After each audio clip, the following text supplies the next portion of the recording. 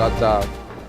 ricca di persone con tanta passione. E per l'enologo poter trasmettere il proprio lavoro, il lavoro della propria azienda, della propria regione,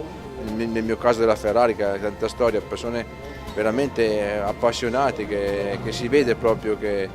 amano questo mondo, è di grande soddisfazione. Non è facile trovare questa possibilità di avere due vini completamente diversi uno dopo l'altro,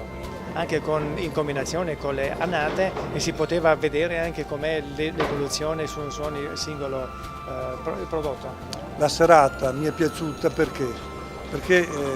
prima di tutto c'è stato un dialogo, il dialogo tra sommelier ma soprattutto con voi, quello è il dialogo che a me è piaciuto. Si deve parlare di un percorso lungo, anche lì ovviamente è stato così che abbiamo assaggiato tanti prodotti anche provenienti da altre parti. Devo dire che abbiamo assaggiato anche vecchie bottiglie del posto,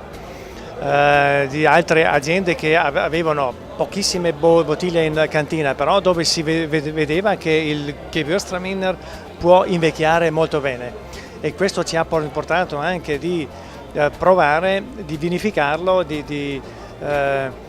prepararlo per poter invecchiare bene, anche se è un vitigno che ha una acidità bassa, e proprio in questo vitigno si vede che non è sempre l'acidità che dà la capacità di invecchiamento.